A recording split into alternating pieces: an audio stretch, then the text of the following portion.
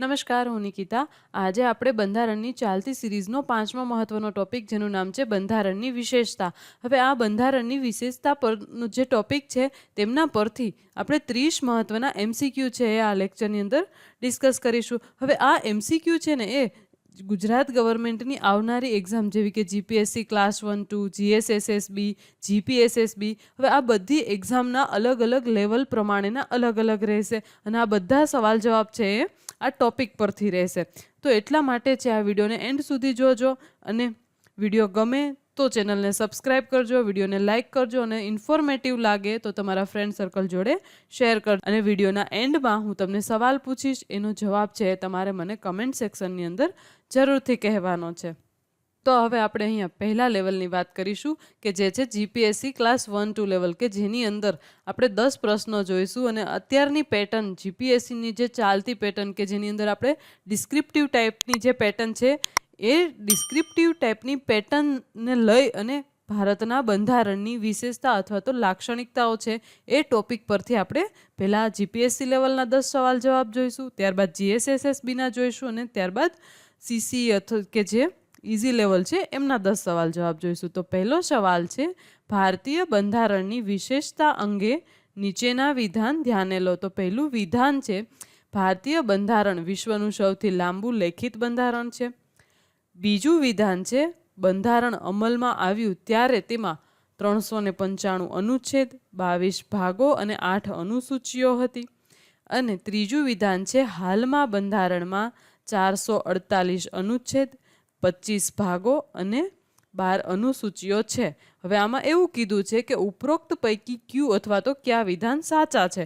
હવે એનો જવાબ આપણે સિલેક્ટ કરવાનો છે. તો હવે આપણે જો આ ટોપિકને ધ્યાનથી ભણ્યો હશે ને તો ખબર જ હશે કે આ બધા વિધાન છે એ કેવા છે, સાચા છે. તો એમનો જવાબ શું આવશે? ઓપ્શન ડી, 1, 2 અને 3. ત્યારબાદનો સવાલ છે, ભારતીય બંધારણના વિવિધ સ્ત્રોતો અંગે નીચેના વિધાનો ધ્યાને લો. તો હવે વિધાનોની વાત કરીએ કે મોટા ભાગનું બંધારણ ભારત શાસન અધિનિયમ 1935માંથી લેવામાં આવ્યું છે. બીજું વિધાન છે, દાર્શનિક ભાગ અમેરિકા અને આયર્લેન્ડમાંથી પ્રેરિત છે. ત્રીજું વિધાન છે, રાજકીય ભાગ મુખ્યત્વે બ્રિટનમાંથી લેવામાં આવ્યો છે. હવે જુઓ, આ બધું જે વિધાનો છે યા તો સવાલ છે એમના જવાબ, આ બધી વસ્તુનો વિડીયો છે ને એક હું ડિટેલમાં બનાવી ચૂકી છું અને તમે એ ન જોયો હોય તો ઉપર આપેલા આઈ બટન પર ક્લિક કરીને તમે તે જોઈ શકો છો. તો હવે આમનો સવાલનો આમના પણ એવું કીધું છે કે ઉપરોક્ત પૈકી કયા અથવા તો ક્યુ વિધાન છે એ સાચું છે. તો હવે આ બધા વિધાન છે એ સાચા છે, કેમ કે રાજકીય ભાગ છે બ્રિટનમાંથી લીધો છે, બ્રિટનના બંધારણમાંથી, અને દાર્શનિક ભાગ છે આયર્લેન્ડ અને અમેરિકાના બંધારણમાંથી પ્રેરિત થઈ અને લીધો છે. અને જ્યારે ભારતના બંધારણનો મોટા ભાગનો હિસ્સો મતલબ કે 2/3 ભાગ છે એ ભારત શાસન અધિનિયમ 1935માંથી લેવામાં આવ્યો છે. ત્યારબાદનો સવાલ છે, ભારતીય બંધારણની સુધારા પ્રક્રિયા અંગે નીચેના વિધાનો ધ્યાને લો. તો પહેલું વિધાન છે, ભારતીય બંધારણ સંપૂર્ણપણે કઠોર બંધારણ છે. બીજું વિધાન છે, ભારતીય બંધારણ સંપૂર્ણપણે લવચીક બંધારણ છે. ત્રીજું વિધાન છે, અનુચ્છેદ 368 હેઠળ બંધારણમાં સુધારાની જોગવાઈ કરવામાં આવી છે. તો હવે આમાંથી પણ આપણે સાચું વિધાન છે એ પસંદ કરવાનું છે. તો હવે ભારતનું બંધારણ ન તો સંપૂર્ણપણે કઠોર છે, ન તો સંપૂર્ણપણે લવચીક છે, એ નમ્ય અને અનમ્યનો સમન્વય ધરાવે છે, પરંતુ એવો અહીંયા ઓપ્શન આપ્યો નથી. એટલા માટે અનુચ્છેદ 368 હેઠળ બંધારણમાં સુધારણની જોગવાઈ છે એ કરવામાં આવી છે. આ વિધાન છે એ સાચું છે. તો એમનો જવાબ આવશે ફક્ત 3, ઓપ્શન બી. પછીનો સવાલ છે, ભારતીય સંઘીય વ્યવસ્થા અંગે નીચેના વિધાનો ધ્યાને લો. તો વિધાનની અંદર શું કીધું છે કે બંધારણમાં ફેડરલ શબ્દનો સ્પષ્ટ ઉલ્લેખ કરવામાં આવ્યો છે. બીજું વિધાન છે, ભારત એક નાગરિકતા ધરાવે છે. એક નાગરિકતા મતલબ કે કેવી કે દેશની અંદર એકલ નાગરિકતા છે. એકનો મતલબ એકલ છે, અહીંયા એકલ નાગરિકતા ધરાવે છે. ત્રીજું છે, રાજ્યપાલોની નિમણૂક કેન્દ્ર સરકાર દ્વારા થાય છે. તો હવે આમાંથી પણ આપણે સાચો ઓપ્શન છે એ ચૂઝ કરીને કહેવાનો છે. હવે ભારત બંધારણની અંદર પહેલાં તો ફેડરલનું આપણે ગુજરાતી ખબર હોવી જોઈએ. ફેડરલ મતલબ કે સંઘ. બંધારણની અંદર સંઘ શબ્દનો સ્પષ્ટ ઉલ્લેખ છે એ ક્યાંય કરવામાં આવ્યો નથી, એટલા માટે પહેલું વિધાન છે એ ખોટું છે. હવે બીજું કે ભારત એકલ નાગરિકતા ધરાવે છે. તો ભારત છે ભાઈ હા એકલ નાગરિકતા જ ધરાવે છે. શું કામે? કે ભારતના કોઈ પણ રાજ્યની અંદર આપણે વસવાટ કરતા હોય અને એમાંથી આપણે બીજા રાજ્યની અંદર આપણે મૂવ કરવું હોય તો આપણે એ રાજ્યની નાગરિકતા છે એ લેવી પડતી નથી, એટલા માટે છે આ વિધાન સાચું છે. ત્રીજું છે રાજ્યપાલોની નિમણૂક છે એ કેન્દ્ર સરકાર દ્વારા થાય છે. આ વિધાન પણ સાચું છે. તો એમનો સાચો જવાબ આવશે 2 અને 3, ઓપ્શન બી. ત્યારબાદનો સવાલ છે નીચેનામાંથી કયું લક્ષણ ભારતીય બંધારણમાં એકાત્મક ઝોકને દર્શાવે છે? તો એના ઓપ્શન છે શક્તિશાળી કેન્દ્ર, એકલ નાગરિકતા, અખિલ ભારતીય સેવાઓ. હવે એમાં શું કીધું છે કે ઉપર આપેલ વિકલ્પનો ઉપયોગ કરી સાચો જવાબ પસંદ કરો. તો હવે એમનો જવાબ આવશે ઓપ્શન ડી, 1, 2 અને 3 છે. ત્યારબાદનો સવાલ છે ભારતીય સંસદીય વ્યવસ્થા અંગે નીચેના વિધાનો ધ્યાને લો. તો હવે પહેલું વિધાન છે તે વેસ્ટમિનિસ્ટર મોડલ તરીકે ઓળખાય છે. બીજું વિધાન છે તે જવાબદાર સરકાર તરીકે પણ ઓળખાય છે. અને ત્રીજું છે તે સત્તાઓના સંપૂર્ણ વિભાજનના સિદ્ધાંત પર આધારિત છે. તો એમાં પણ આપણે કયું વિધાન સાચું છે એ આપણે કહેવાનું છે. હવે અહીંયા તે વેસ્ટમિનિસ્ટર મોડલ તરીકે ઓળખાય છે. હા ભાઈ એ વસ્તુ સાચી છે. હવે વેસ્ટમિનિસ્ટર એટલે કયું હતું કે પ્રધાનમંત્રી મોડલ. પ્રધાનમંત્રી મોડલ.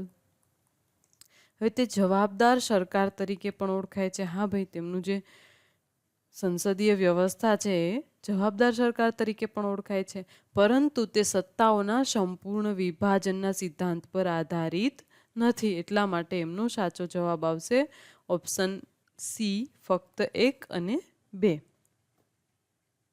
ત્યારબાદનો સવાલ છે ભારતીય બંધારણનું હૃદય અને આત્મા કયા અનુચ્છેદને કહેવામાં આવે છે? તો એમનો ઓપ્શન ડી છે સાચો જવાબ આવશે. બંધારણના અનુચ્છેદ 32ને બંધારણનું હૃદય અને આત્મા કહેવામાં આવે છે. ત્યારબાદનો સવાલ છે મૂળભૂત કર્તવ્યો કયા બંધારણીય સુધારા દ્વારા ઉમેરવામાં આવ્યા છે? હવે આપને ખબર જ છે ને કે બંધારણ બની ગયું પછી બંધારણની અંદર કેટલા બધા સુધારો કરવામાં આવ્યા હતા અને મૂળભૂત કર્તવ્યો છે એ બંધારણની અંદર 42મો બંધારણીય સુધારો કરી અને આપણા બંધારણની અંદર ઉમેરવામાં આવ્યા છે. હવે ત્યારબાદ જીપીએસસીની અંદર અત્યારે આ પેટર્ન પણ ખૂબ પ્રચલિત છે કે બે સામે સામે જોડકા આપ્યા હોય એ જોડને આપણે યોગ્ય રીતે જોડવાની હોય છે. તો એમાં એવું છે જો હવે યાદી 1 અને યાદી 2. હવે યાદી 1 છે કે સંસદીય શાસન વ્યવસ્થા. હવે એ કઈ વસ્તુથી ઓળખાય છે એને આપણે એ રીતે આપણે જોડવાની છે. તો હવે સંસદીય શાસન વ્યવસ્થા છે એ વેસ્ટમિનિસ્ટર મોડલ તરીકે આપણે ઓળખી શકીએ. બીજું વાસ્તવિક કાર્યપાલિકા કે જે પ્રધાનમંત્રી છે એમને જવાબદાર હોય છે. પછી નામ માત્ર કાર્યપાલિકા. હવે રાષ્ટ્રપતિ છે આપને ખબર જ છે કે નામ માત્રના વડા છે. તો પછી આવશે સામૂહિક જવાબદારી કે જે આવે છે લોકસભાની જવાબદારી. એટલા માટે જો એકની સામે એની સામે 1, બીની સામે 2, તો એવું ક્યાં આવતું હોય કે ઓપ્શન એ. ઓપ્શન એ છે એ સાચો જવાબ છે. ત્યારબાદ બીજું જોડકું કે વિશ્વના બંધારણનો આપણા બંધારણ પર પ્રભાવને યોગ્ય ક્રમમાં ગોઠવવાનો છે. હવે આપણે કયા દેશના બંધારણ પાસેથી કઈ વસ્તુ છે એ આપણે લીધી છે, આપણા બંધારણમાં ઉમેરી છે, તે આપણે અહીંયા ગોઠવવાનું છે. તો એમાં પણ આપણે જો બ્રિટન છે, બ્રિટન પાસેથી શું લીધું છે તો કે સંસદીય શાસન. હવે અમેરિકા પાસેથી આપણે મૂળભૂત અધિકારો લીધા. હવે જો અહીંયા ખાલી એક વસ્તુ જ નથી લીધી હો, અમેરિકા પાસેથી બીજી પણ ઘણી બધી વસ્તુ લીધી છે. બ્રિટન પાસેથી એવી જ રીતે ઘણી વસ્તુ લીધી છે. આયર્લેન્ડ પાસેથી નીતિ નિર્દેશક તત્વો પણ લીધા છે. અને ભારત શાસન અધિનિયમ 1935 કે જે મોટા ભાગની વહીવટી જોગવાઈઓ છે એ આમાંથી છે. તો એમનો ઓપ્શન પણ ઓપ્શન એ કે 1ની સામે એ, બીની સામે 2, 3 અને 4, ઓપ્શન એ. તો હવે આપણે નેક્સ્ટ લેવલ કે જે આપણે થોડુંક જીપીએસસી લેવલ છે એમના કરતાં થોડુંક ઇઝી લેવલ કે જે આવશે જીએસએસએસબી લેવલ કે જેને આપણે મીડિયમ લેવલ છે એમના વિશેના આપણે 10 પ્રશ્નો જોઈશું. કે એમનો પહેલો પ્રશ્ન છે ભારતીય બંધારણ અંગે નીચેના વિધાનો ધ્યાને લો.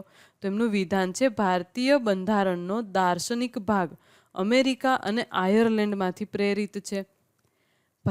બીજું વિધાન છે ભારતીય બંધારણનો રાજકીય ભાગ મુખ્યત્વે બ્રિટિશ બંધારણમાંથી લેવામાં આવ્યો છે.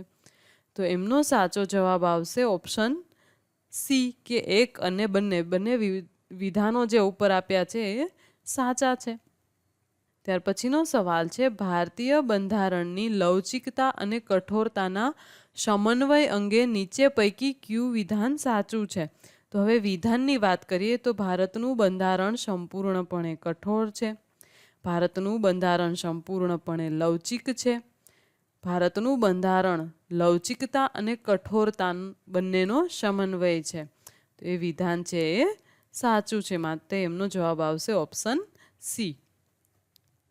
ત્યારબાદનો સવાલ છે નીચેનામાંથી કઈ જોડી યોગ્ય રીતે મેળ ખાતી નથી. હવે અહીંયા જુઓ કે કંઈક અલગ પડતી હોય ને એ આપણે જોવાનું, મતલબ મેળ નથી ખાતી.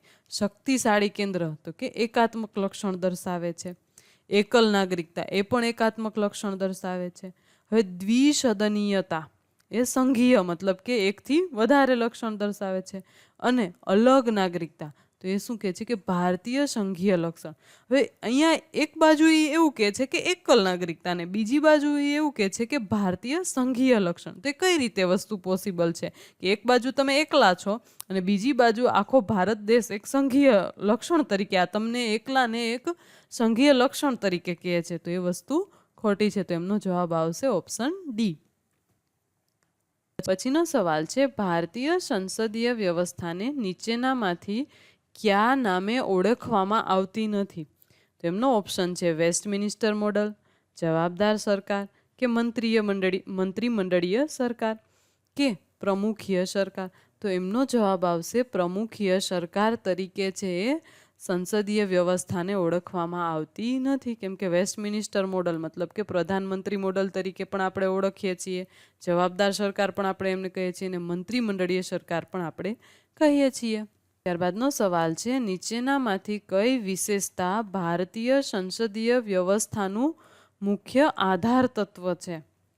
તો એમના ઓપ્શન છે સત્તાનું સંપૂર્ણ વિભાજન, વિધાનમંડળ અને કાર્યપાલિકા વચ્ચેનો સમન્વય, ન્યાયતંત્રની સર્વોચ્ચતા અને રાજ્યોની સ્વતંત્રતા. તો એમનો જવાબ આવશે વિધાનમંડળ અને કાર્યપાલિકા વચ્ચેનો સમન્વય કે જે ભારતીય સંસદીય વ્યવસ્થાનું મુખ્ય આધારભૂત તત્વ ગણાય છે. પછી આવે છે ભારતમાં સંસદીય સર્વોચ્ચતા અને ન્યાયિક સર્વોચ્ચતા વચ્ચેના સમન્વય સ્થાપિત કરવામાં આવ્યો છે. તે સંસદીય સર્વોચ્ચતાનો સિદ્ધાંત કયા દેશમાંથી લેવામાં આવ્યો છે. હવે અહીં જુઓ કયા દેશમાંથી પ્રેરિત થઈ અને આપણા બંધારણની અંદર કઈ કઈ વસ્તુઓ છે એ ઉમેરવામાં આવી છે. એ વિડીયો લેક્ચર છે તમારે અલગથી જોતો હોય તો તમે મને કમેન્ટ સેક્શનની અંદર કહેજો, તો હું તમારા માટે એ વિડીયો લેક્ચર છે એ જરૂરથી લઈ આવીશ. તો એમનો ઓપ્શન છે ઓપ્શન સી. સંસદીય સર્વોચ્ચતાનો સિદ્ધાંત છે એ બ્રિટનના બંધારણમાંથી પ્રેરિત થઈ અને આપણા બંધારણની અંદર ઉમેરવામાં આવ્યો છે. ત્યારબાદનો સવાલ છે નીચેનામાંથી કયું મૂળભૂત અધિકાર નથી. સમાનતાનો અધિકાર, સ્વતંત્રતાનો અધિકાર, સંપત્તિનો અધિકાર કે બંધારણીય ઉપચારનો અધિકાર. તો એમાં આવશે સંપત્તિનો અધિકાર છે આપણો મૂળભૂત અધિકાર નથી, કે દેશ પ્રત્યેથી આપણને મળેલા જે અધિકારો છે એમાંનો અધિકાર નથી. ત્યારબાદનો સવાલ છે રાજ્યના નીતિ નિર્દેશક તત્વોનો મુખ્ય હેતુ શું છે. કે રાજકીય લોકશાહી સ્થાપિત કરવી, ન્યાયતંત્રને મજબૂત કરવું, સામાજિક અને આર્થિક લોકશાહી સ્થાપિત કરવી કે કેન્દ્રને શક્તિશાળી બનાવવું. તો એમનો જવાબ આવશે એમનો મુખ્ય હેતુ છે સામાજિક અને આર્થિક લોકશાહી છે એ સ્થાપિત કરવી. ત્યારબાદ આવે છે નીચેના વિધાન ધ્યાને લો. તો પહેલું વિધાન છે મૂળભૂત કર્તવ્યો બંધારણના ભાગ 4A સમાવાયા છે. બીજું વિધાન છે મૂળભૂત કર્તવ્યો સીધા કાયદાકીય રીતે અમલમાં મૂકી શકાય છે. તો આ વિધાન છે એ ખોટું છે, તો એમનો સાચો જવાબ આવશે ઓપ્શન એ. તો એવું છે ફક્ત એ. હવે આવે છે જીએસએસએસબી અથવા તો જીપીએસએસબીનો છેલ્લો સવાલ. એ છે ભારતીય બંધારણ વિશ્વનું ક્યુ અથવા તો કેવું બંધારણ ગણાય છે? ભારતીય બંધારણ છે વિશ્વનું સૌથી લાંબુ અને લેખિત બંધારણ છે. ત્યારબાદનો સવાલ છે કે જે હવે આવે છે સીસીઈ લેવલ, કે જે ઉપરોક્ત બંને લેવલ કરતાં થોડા ઇઝી અથવા તો મિક્સ્ડ પ્લસ બેઝિક હોય છે, એટલે કે મિક્સ્ડ લેવલના હોય છે. હવે એવા આપણે 10 સવાલ જોઈશું. તો એમાંનો પહેલો સવાલ છે બંધારણ સભાની પ્રથમ બેઠક છે એ ક્યારે મળી હતી? તો એમનો સાચો જવાબ છે 9 ડિસેમ્બર 1946ના રોજ છે એ બંધારણ સભાની પ્રથમ બેઠક છે એ મળી હતી. ત્યારબાદનો સવાલ છે હાલમાં ભારતીય બંધારણમાં કેટલી અનુસૂચિઓ છે? તો બંધારણની અંદર હાલમાં 12 અનુસૂચિઓ છે. તમે મને કમેન્ટની અંદર કહો કે જ્યારે બંધારણ બનાવવામાં આવ્યું હતું ને ત્યારે આપણા બંધારણની અંદર કેટલી અનુસૂચિઓ હતી. પછીનો સવાલ છે ભારતીય બંધારણનો મોટા ભાગનો ઢાંચાકીય ભાગ કયા અધિનિયમમાંથી લેવામાં આવ્યો છે? તો આપને ખબર જ છે ભારત શાસન અધિનિયમ 1935માંથી 2/3 જેટલો ભાગ છે એ હાલના બંધારણની અંદર લેવામાં આવ્યો છે, એટલે ઓપ્શન સી છે એમનો સાચો જવાબ છે. ત્યારબાદનો સવાલ છે ભારતે કઈ શાસન પદ્ધતિ અપનાવી છે? રાષ્ટ્રપતિ શાહી પદ્ધતિ, સંસદીય પદ્ધતિ, રાજાશાહી કે સરમુખત્યારશાહી? તો હવે આપને ખબર જ છે કે ભારતે છે એ સંસદીય પદ્ધતિ છે અપનાવી છે. પછીનો સવાલ છે નીચેનામાંથી ક્યુ ભારતીય સંઘીય વ્યવસ્થાનું લક્ષણ નથી? 2 સ્તરની સરકાર, બીજું છે સત્તાઓનું વિભાજન, સ્વતંત્ર ન્યાયતંત્ર કે અલગ નાગરિકતા? તો એમનો સાચો જવાબ આવશે સત્તાઓનું વિભાજન છે એ ભારતીય સંઘીય વ્યવસ્થાનું લક્ષણ છે એ નથી. પછીનો સવાલ છે ભારતીય બંધારણમાં મૂળભૂત અધિકારો કયા ભાગમાં સમાવાયા છે? મૂળભૂત અધિકારો કોઈક આપને પૂછે ને તો આંખ વીંચીને જવાબ દઈ દે. ભાગ 3ની અંદર છે મૂળભૂત અધિકારોની વાત કરવામાં આવી છે. ત્યારબાદ આવે છે બંધારણીય ઉપચારોનો અધિકાર કયા અનુચ્છેદ હેઠળ આપવામાં આવ્યો છે? તો એમાં આવશે, તો એમનો સાચો જવાબ છે ઓપ્શન ડી, બંધારણીય ઉપચારોનો અધિકાર છે અનુચ્છેદ 32ની અંદર આપવામાં આવ્યો છે. પછીનો સવાલ છે રાજ્ય નીતિ નિર્દેશક તત્વો કયા ભાગમાં સમાવાયા છે? બંધારણના ભાગ 4ની અંદર રાજ્ય નીતિ નિર્દેશક તત્વો છે એ સમાવાયા છે. ત્યારબાદનો સવાલ છે મૂળભૂત કર્તવ્યો કયા બંધારણીય સુધારા દ્વારા ઉમેરવામાં આવ્યા છે? હવે મૂળભૂત કર્તવ્યો છે 42માં બંધારણીય સુધારા દ્વારા ઉમેરવામાં આવ્યા છે. ત્યારબાદનો છેલ્લો સવાલ છે પ્રસ્તાવનામાં ધર્મનિરપેક્ષ શબ્દ કયા બંધારણીય સુધારા દ્વારા ઉમેરવામાં આવ્યો છે? તો પ્રસ્તાવનાની અંદર ધર્મનિરપેક્ષ શબ્દ છે એ આપણા બંધારણની અંદર 42માં બંધારણીય સુધારા દ્વારા છે એ ઉમેરવામાં આવ્યો છે. તો આ હતો આજનો વિડીયો લેક્ચર. જો માહિતી છે તમને ઇન્ફોર્મેટિવ લાગી હોય તો તમારા ફ્રેન્ડ સર્કલ જોડે શેર કરજો. જે વિડીયો ગમ્યો હોય તો ચેનલને સબસ્ક્રાઈબ કરી બેલ બટન પર ક્લિક કરજો કે જેથી કરીને વિડીયોનું નોટિફિકેશન છે એ સૌપ્રથમ તમને મળે.